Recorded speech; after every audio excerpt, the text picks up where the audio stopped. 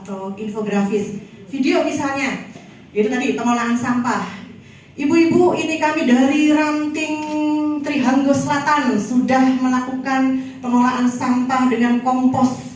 Berikut videonya, wes gitu. Deng, gitu. Kan orang kan, wih, apa ya gitu. Nah, apalagi speakernya menjelaskan bahwa program ini kita sudah rencanakan dari tahun 2023 dan kita ada planning dan sebagainya. Nah itu kita bisa manfaatkan dengan video boleh. Atau misalnya laporan. Ibu-ibu juga harus ini juga ya, apa istilahnya, belajar ya. Kayak ada Canva, kemudian Canva tahu nggak Bu? Tahu kan? Ya, udah tahu nih Canva itu yang bisa desain yang ada template-nya.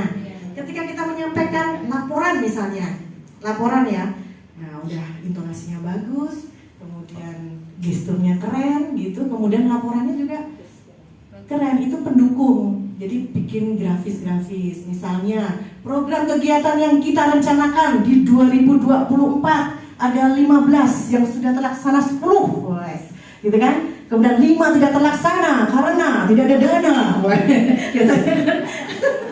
Biasanya alasannya gitu ya, karena dananya sudah menipis dan sebagainya. Tapi ini contoh aja, ini jokes aja ya Bu. Gitu. Jadi itu juga menjadi satu pendukung ketika kita melakukan praktik public speaking, gitu ya, gambar, angka, grafik dan sebagainya. Dan itu berlangsung dua arah, gitu ya. Makanya tadi ketika awal saya melakukan ice breaking tuh biar saya ada bonding dengan ibu, gitu. Saya kan nggak kenal juga. Nggak kenal semua, kayak ibu tadi kan kayak deg-degan ya kalau belum kenal semua. Jadi gimana caranya saya mengakrabkan diri gitu kan. Nah itu tadi caranya namanya dengan ice breaking tadi. Nah itu juga tips ya Bu, bisa dicoba kalau misalnya nanti ada kesempatan ibu-ibu semuanya. Lanjut Pak. Oke. Berarti ini adalah komunikasi is power ya ibu-ibu. Setuju? Tadi kan kita kalau setuju jawabnya jangan lupa. 1.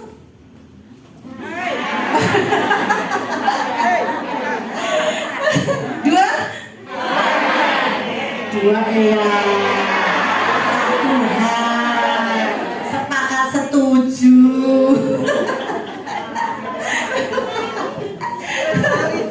Oke. Apapun profesinya ya, ibu-ibu semuanya, ada yang pedagang, ada ibu guru, ada apa lagi ya? Pemberi trainer, kemudian nelayan, ibu-ibu PKK, ibu rumah tangga dan sebagainya. Apapun profesinya, apapun keahliannya, ahli manajemen, ahli arsitek dan sebagainya, harus memiliki kemampuan komunikasi karena mereka tuh memiliki ide-ide, gitu ya. Jadi ibu-ibu semua di persyarikatan itu banyak hal yang harus bisa disampaikan. Bagaimana kita berkontribusi gitu ya Bu ya di masyarakat sekitar kita, ya minimal di keluarga, kemudian lingkungan rumah, itu bagaimana komunikasi kita itu berdampak. Iya, berdampak itu berarti ada impact-nya gitu. Ya minimal kalau misalnya punya tetangga-tetangga yang masih muda-muda, ya Mbak ikut Nasyatul Aisyah misalnya, gimana caranya itu? Apa langsung? Wiki cantom, ayo Nasyatul lah kayak gitu-gitu ya malah gitu kan. Jadi memang harus ada cara-cara yang sesuai kan. Targetnya siapa nih? Oh saya punya tetangga anak-anak remaja nih misalnya. Wah pendekatan ke Gen Z nih. Nah Gen Z itu harus gimana sih? Anak-anaknya tuh enaknya senangnya diapain sih gitu. Nah itu kita bisa melalui pendekatan-pendekatan dan kita harus tahu segmen kita siapa yang mau kita dekati. Jadi itu ya Bu, siap apapun profesi kita, komunikasi itu power, kekuatan dari masing-masing profesi salah satu adalah komunikasi. Jadi saya menyimpulkan gitu ya. Jadi public speaking itu adalah investasi terbaik. Tapi di mata kuliah gitu Bu, kayak di Unisa gitu, saya kebetulan di Unisa Yogyakarta ada program studi ilmu komunikasi. Itu ya tidak ada secara spesifik belajar tentang public speaking, itu nggak ada. Jadi memang public speaking itu ilmu yang bisa dicari dimanapun sebenarnya, di YouTube, di mana dan sebagainya. Tapi kalau di jalur-jalur kuliah, akademis itu memang jarang. Hanya mungkin kalau ada pun hanya selingan gitu. Ada kuliah pakar tentang public speaking misalnya, itu kan cuma dapat sekali dua kali doang. Tidak ada yang in-depth bagaimana kita belajar public speaking. Nah, makanya kesempatan-kesempatan yang ini, yang seperti ini, monggo dimanfaatkan dengan baik. Dan setelah ini, ibu-ibu bisa lihat di YouTube kan banyak ibu ya tentang public speaking seperti apa. Kemudian contoh, oh saya ngefans sama Ustazah A misalnya, oh bagus ini cara menyampaikannya, dan itu bisa ditiru ATM, boleh gitu loh, ATM. Amati, tiru, modifikasi. Oke, itu. Jadi itu public speaking adalah investasi terbaik. Oke Pak, itu kebablasan Pak. Oke, lanjut. Nah, ini prinsipnya ya, ibu-ibu semuanya. Great public speaker tidak lahir tiba-tiba. Sepakat? Setuju. Oke, wah ini banyak semua ini. Ya, jadi great public speaker tidak lahir tiba-tiba. Di luar kita, kan di sini great semua nih, great public speaker semua nih di ruangan ini. Kalau yang di luar sana siapa Bu? Di luar kita siapa kayaknya yang punya great public speaker yang great, yang keren? Rasulullah, ya kan? Rasulullah itu waktu kecil itu karirnya sebagai apa? Karir, pekerjaannya iya kan? Pengembala. Kemudian ketika sudah remaja dan dewasa, beliaunya berdagang. Nah, berdagang beliau sampai ketemu dengan orang asing, ya kan? Ketemu dengan orang asing, kemudian dia ketemu bosnya. Siapa bosnya? Siti Khadijah. Dan sampai bosnya jatuh cinta, berarti ada frekuensi yang sama. Berarti Rasulullah itu bisa menyampaikan, bisa bernegosiasi, dan akhirnya membuat kepincut gitu ya. Gitu. Itu bosnya aja sampai terhemat gitu ya. Nah, itu salah satu contohnya. Jadi gitu ya, baru profesi pedagang, bagaimana dia bernegosiasi, melakukan lobbying, bagaimana dia mempengaruhi, bagaimana biar dagangannya laku gitu. Kemudian ada kisah lagi, saya diluruskan ya Bu, karena saya juga ini dengar-dengar cerita juga yang terkait dengan nabi-nabi gitu.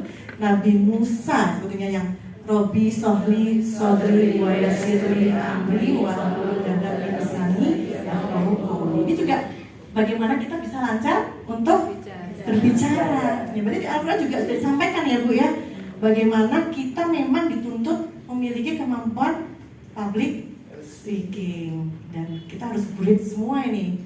Great. Jadi setelah ini nanti kalau ada acara-acara penyuluhan atau ceramah dakwah harus inspiring, harus menginspirasi. Itu ya Bu. Setuju? Sepakat. Belum kompak. Sepakat? Setuju. Gitu ya, jadi nanti disiapin materinya apa aja dan sebagainya, kemudian latih intonasi, cara diksi-diksi yang disampaikan itu nanti. Biasanya orang yang memiliki kemampuan public speaking yang bagus itu dia sedikit banyak suka membaca, karena apa yang dibaca itu yang akan disampaikan. Jadi banyak-banyak membaca. Oke, lanjut. Nah ini ya Ibu, ini dari beberapa teori sih, saya cuplik sedikit bahwa faktor pembentuk speaker itu ada 3 L, lahir, lingkungan, dan latihan. Ya kalau lahir, kadang orang mikirnya, oh dia sudah bakat dari lahir, maksudnya ketika dikasih stimulus sedikit udah langsung gitu ya, sudah bisa langsung eksekusi gitu. Kemudian lingkungan sangat mempengaruhi loh Bu. Ketika kita berada di lingkungan orang yang memiliki keinginan untuk belajar public speaking, itu akan sangat memotivasi kita menjadi seorang speaker yang bagus. Dan bersyukurlah ibu-ibu semuanya berada di lingkungan persyarikatan Aisyah, karena di situ ibu-ibu diberi kesempatan untuk menunjukkan bagaimana menjadi seorang speaker yang bagus. Kalau ibu-ibu dapat kesempatan, ibu jadi moderator, ibu ceramah, ibu MC, ibu apa lagi Bu? Mimpin rapat, ibu ngapain? Oke gas, hajar, gitu ya Bu ya. Pokoknya jangan tadi Joyo Indo, wah sastro, nanti quote of the day saya itu Bu. Iya itu. Jadi setiap ada kesempatan perkara nanti deg-degan pikir Kenny. Itu nanti gampang. Yang penting oke dulu. Ketika kita sudah oke, udah klik gitu kan udah. Wah, berarti saya harus berusaha. Kalau sudah oke dulu tuh udah berusaha Bu. Itu ya minimal latihan.